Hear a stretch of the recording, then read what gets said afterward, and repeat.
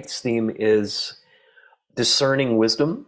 We can also call sort of clear insight, provided particularly by Pandaravasini, which sounds a bit like a pasta dish. Anyway, I love that joke. I'm sorry, I had to tell it again this week. So she is Amitabha's consort, and I think it's in this pair, this fourth within the five Buddha families. So we began with the Buddha Vairochana, and his consort Akasha Datishvari, and together they represent the entire sort of primordial creation of all things, basically vibrating with a primordial energy that is the ground of our being in Tibetan Buddhism. This is specific to Tibetan Buddhism. And her name means literally womb of infinite space, this sense of vast spaciousness that allows the action and the principle of doing, represented by Vairochana and his luminosity, to travel unhindered for the benefit of things to arise and sort of vibrate at high frequency. Basically, so all of creation has this notion of luminosity at its heart. Without her, this would not be possible. And then the second week, we did the Buddha Akshobhya, who's called the immovable one. And his consort was Lochana. And here we're talking about the principle of mirror-like wisdom. Now, all of these Buddha families reflect a quality of awareness. And so the primordial awareness here of Vairochana is that luminous clarity that gives rise to an awareness of the pristine mirror-like nature of mind. So all of these representations are qualities of consciousness and awareness in varying forms. So here, Akshobhya, who represents the water element, is once we recognize this clarity of pristine awareness, and that the mind is a reflector of form as it is, and sees and knows that about itself. Yeah. Then the third one we did last time was Ratnasambhava, the jewel, the one who represents the earth element, who Ratna is, or literally means jewel. And his consort was Mamaki. Mamaki representing emptiness, what we call emptiness. Actually, it's more like profound openness. And Ratnasambhava represents that principle of equanimity, of evenness and stability, as well as a form of awareness that is unifying, that there is no distinction between things, such as no preferences. I like this, I don't like that. Yeah, it's just full equanimity beyond the process of feeling. So it's really about stabilizing. It's a stabilized form of awareness. And that provides the foundation for tonight's theme, the Buddha Amitabha, who is seen to be, in some Buddhist traditions, he is seen to be basically the originator. Sometimes he comes first in these Buddha families as the primordial awareness. And so different traditions will emphasize different things. He is the Buddha of infinite radiance, or the Buddha of infinite light. And his consort is Pandaravasini, or Pandara, as she's known, Pandara. There's a diacritic over the A, so it's Pandara. And she is considered the lotus, this pure, she's usually portrayed as pristine white lotus, seated on a pristine white lotus. And as all of these Buddha families have had, there are others besides Amitabha and Pandara. There are what we call dakinis, And Dakinis are aspects within this family that are female beings. They're not Buddhas, but they are slightly wrathful, they are playful, and they challenge us. They basically bait us and challenge us so that we can gain even more insight. Yeah, they're all of the members of these Buddha families are there for our well-being, out of a motivation of compassion. So they sometimes give us sort of tricky medicine, hard medicine. Also within this fourth Buddha family, however, we have the great Bodhisattva of compassion, Avalokiteshvara. And he is the one, when we chant Om Mani Padme Hum, that is his mantra of just utter boundless compassion in the face of our suffering. So anyway, I'm going to read you, before I continue, I'm going to read you from Tsultrim Allione's book here. There's a couple of passages that I really like. So she focuses here on the Dakini aspect. Yeah. So she writes, this is page 13 for anyone who has the book. The Sanskrit word Dakini in Tibetan becomes kandro, which means sky dancer. Literally, she who moves through space. The Dakini is the most important manifestation of the feminine in Tibetan Buddhist teaching. She is a messenger of spaciousness and a force of truth, presiding over the funeral of self-deception. Wherever we cling, she cuts. Whatever we think we can hide, even from ourselves, she reveals. The Dakini traditionally appears during transitions, moments between worlds, between life and death, in visions between sleep and waking, in cemeteries and in charnel grounds.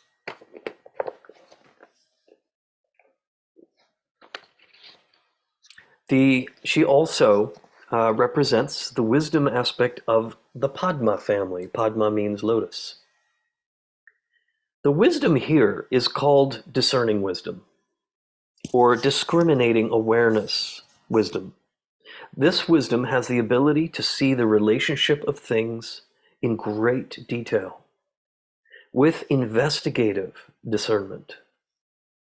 The spaciousness of Buddha family's all-encompassing wisdom, combined with the mirror-like wisdom of Vajra, which Ratnasambhava here, Akshobhya Buddha, provides a vast reflective presence. While Ratna's family wisdom, this is Ratnasambhava, the third, of equanimity grounds and stabilizes awareness. Thus, these provide the base for wise discernment of the Padma, of the lotus. So I hope you're not more confused now than you were a minute ago. Basically, there is, what she's pointing out here is that there is this building process happening with these five Buddha families, and yet the five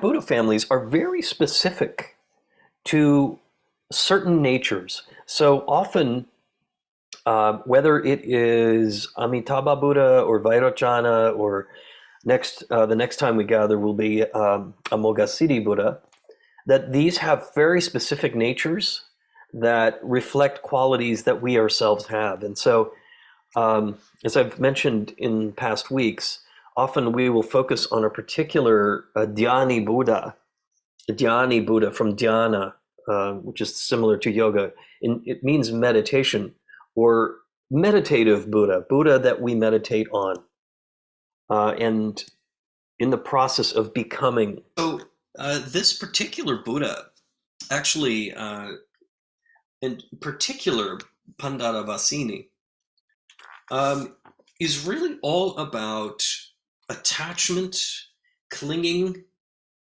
prideful ego with lustful seduction and fixation. So this is the poison, if you will, that that this Buddha family is all about. And it's not that you know physical passion for someone you love is looked down upon here, but it is that kind of lack of intimacy, care, or deep connection. And instead, it's more sort of this principle of separation by through fixation to meet one's own needs, and the prideful ego that is just relentlessly seeking its own fulfillment. This is one thing I find very important for our times, for a world that I think is seeking to evolve beyond all the divisiveness, all of kind of these paternalistic issues that are just continuing to degrade the environment, um, to continue these patterns of violence and oppression and all of these things that we are having to, that are really coming to the fore in ways that maybe it hasn't before. So the wisdom of this Buddha family, I think, is really important for our times. In some ways, more so than any of the others, although it does depend what we're talking about.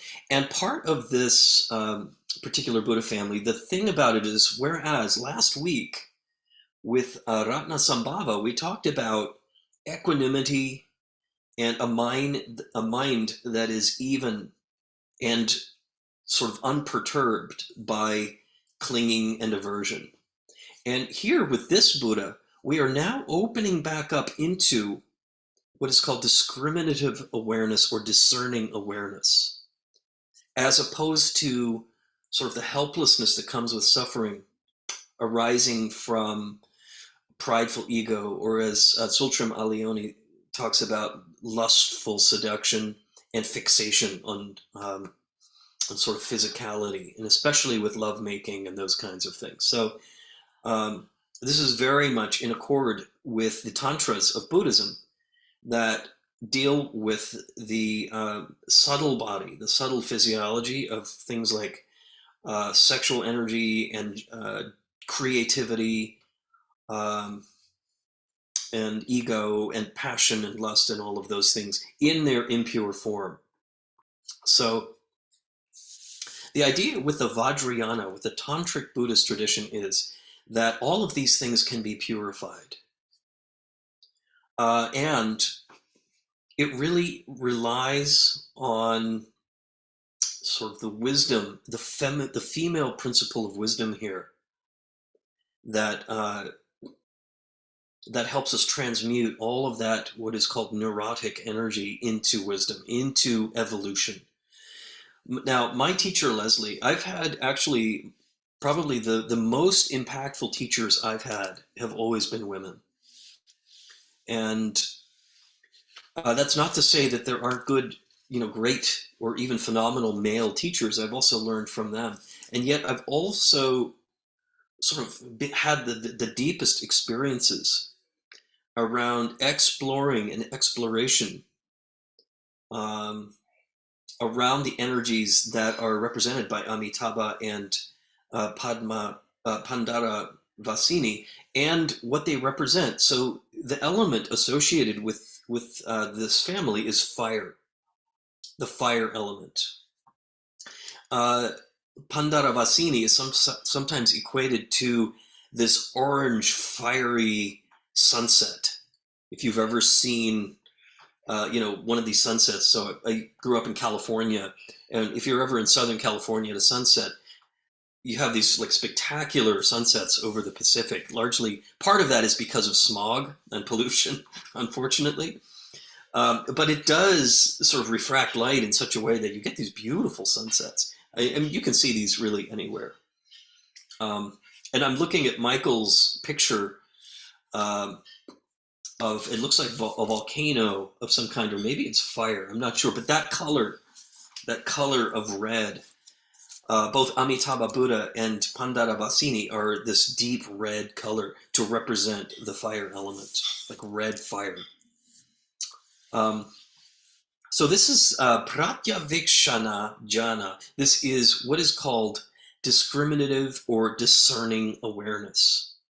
So whereas Ratnasambhava was that evenness, that stability, and the sameness of all experiences, that clears the field for us to start now having this discerning insight into the nature of things without all the projecting that may have been there before.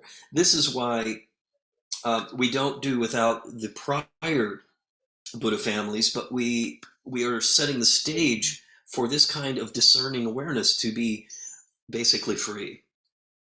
Um, Without that equanimity of awareness and this attitude of not being moved by attachment and aversion, we have the stability. Now we can sense more deeply, perhaps, the nature of things. And so this is very much the medicine, if you will. And I keep using that word because it really is medicine to the poisons of our human suffering. Side note here, maybe a fun fact. Yesterday was the equinox, right? And what's interesting about that is that this is the time when night and day have the equal amount of time. That night and day have the same number of hours. Their length is pretty much equal on that day. And as I was thinking about tonight, I thought, hey, that's kind of cool because this is where we are this weekend. And we have this kind of, this notion, this conversation of the divine male and the divine female principles in union. And that's what all of this is about, is bringing these together into a really healthy mutuality that leads to the same essence. It arises actually out of the same essence and returns back into the same essence. So Amitabha and Pandaravasini, they have the same essence at the heart. This is the recognition of non-duality within the absolute. And yet we need the wisdom of relative truth. If you remember last week, I think I mentioned that the first Vairochana Buddha and Akashatishvari represent ultimate wisdom as the primordial quality of basically of divine energy. And yet all the other four families are part of the relative, and as is Amitabha and Pandaravasini. And so here, the wisdom that she brings us occurs through the relative conceptual truths that we use to become skillful. Actually, so the male principle becomes more skillful in knowing how to respond. See, here's that union. Now, we're not talking about literally male and female human beings or cultural norms or any of that. We're talking about these principles that are within each of us. So we each have both. And despite this, my teacher Leslie once said to Brad, her partner, she said, the world is seeking to wake up. Why is it taking so long for our consciousness, our collective consciousness, to evolve beyond the patriarchy and beyond just the suffering and what we do to each other? And what she heard back from her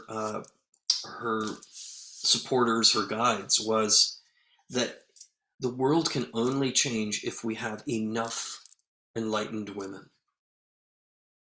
That is the key to change. Now, that doesn't preclude men from gaining wisdom and enlightenment.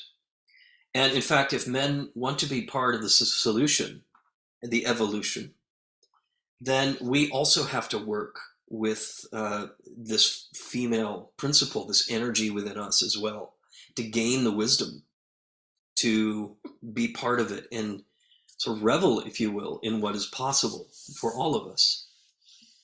And that's within us. If not, we are left in the dark.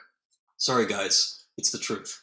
So, what that means for women, I think, and I want to hear what you think as soon as I sort of stop talking in a few minutes, but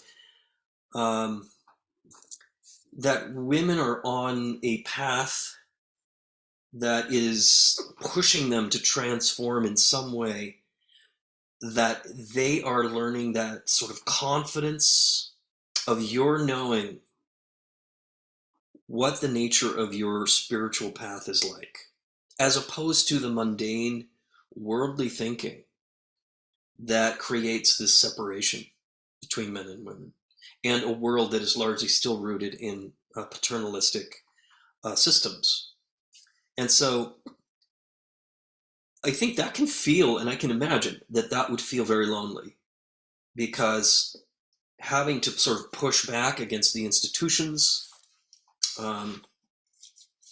and gaining that sense of inner confidence, not just confidence, but faith, maybe, within your own capacities, your own wisdom, that you're doing all the right things, especially if you are cultivating this path, any spiritual path, but one that actualizes who you are in concert with the divine, rather than listening to all of the sort of the shoulds and where is your place and all of those voices, which are really, really, we're done with.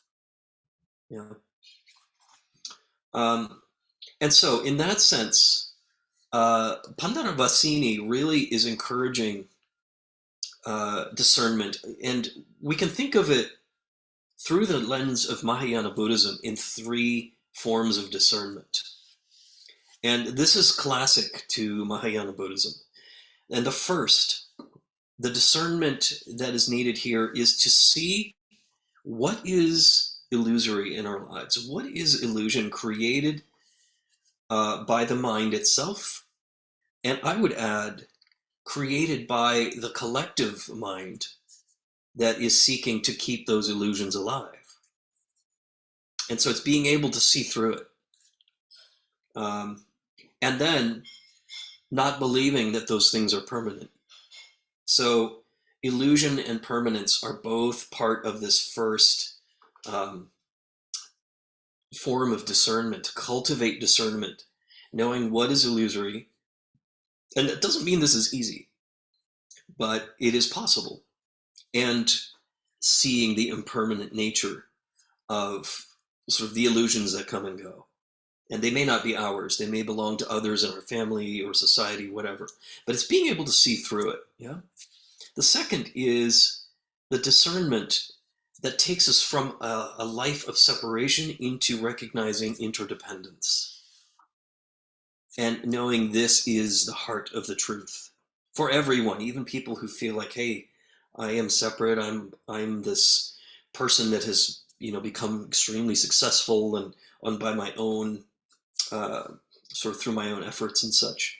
And yet, and maybe some of that is true, and yet you are still interdependent as a being here in the Dharma Dhatu.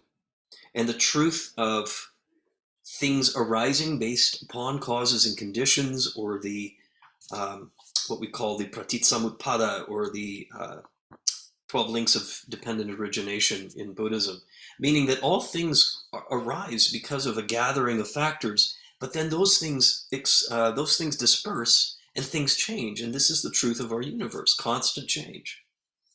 And so here we're basically discerning the wisdom of impermanence. So that's the second, interdependence and impermanence. And then the third is being able to see the nature of non-duality. Basically, what some would call unconfused clarity, that awareness itself is fundamentally what we would call the single taste in Kagyu Buddhism or Mahamudra, that awareness is unitary at its basic, most fundamental level. And so it is there from that place, and why we meditate, that that clarity is possible from the lens of non-duality, that we're no longer sort of parsing things out and as loss and gain, good and bad, useful, well, maybe usefulness, unusefulness, or uselessness. But the moral judgments that come are no longer part of how we see the world, but we're seeing things in terms uh, of causes and conditions and cause and effect. So anyway, that's just sort of a bullet point. And I would add something that my teacher taught us many years ago, Leslie, that discernment also involves knowing your motivations in any given moment. I've talked about this before, that we may not know what is pushing us on a certain path or why we might do what we do or feel the way we feel. And so her instructions to us was always notice whether what you do is motivated by pain or by love. Know if you are being pain driven or love driven. This I have found when it comes to discerning wisdom, to point the lens in onto myself and know, oh, this is coming from pain. This is coming from maybe a past trauma or sorrow from childhood or whatever. And this is why I'm doing what I'm doing and not judging it. Or this is driven by love. And here we're talking about big love. Allione talks about having a big heart in her text.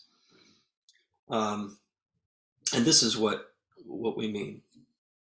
And so this big heart, or this sort of big form of love, when we're motivated by that, and we're not trying to figure it out logically, but we can find that place within the heart that is fundamentally intuitive, below all the emotions, the affect, and all of that, but really sort of tap into our knowing.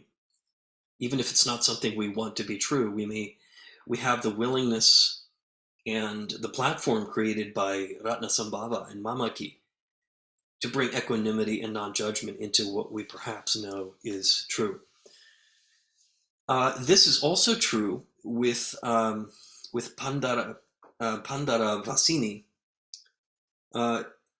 for relationships, what is called wise relating or wise relationship. And part of that is what then helps to transmute the energy in our relating that is perhaps pain driven, perhaps driven by projecting illusions onto the other person. I always used to sort of joke that my ex-wife, I was always projecting heaven onto her all those years and not seeing just sort of the whole human being, the whole humanness, because I was so in love, and we do that, and that's natural.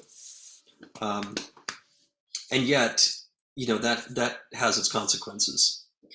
So that's one example. And seeing the nature of impermanence, all of these three forms of wisdom we can find within Allione's notion of the big heart. That our intuition, our sort of sense of knowing that goes deeper than just the logical, rational mind, knows what's right. It knows the nature of things when we encounter it. And this is part of this Buddha family as well. So anyway, I'm going to stop there. I've been talking now for a long time, it seems, 35 minutes or so. And I'd like to open this up and hear from all of you what arises for you in this conversation. And it's perfectly fine to disagree with me. I know there are varying opinions about kind of the male and female principles, and that's fine. This is one framework.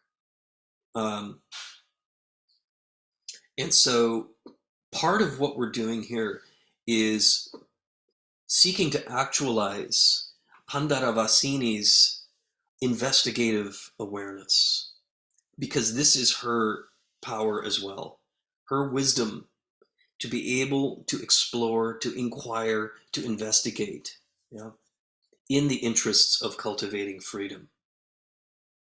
And so this is the confidence that we're being taught in these teachings, the confidence that is motivated by this awareness of what is possible, freedom itself.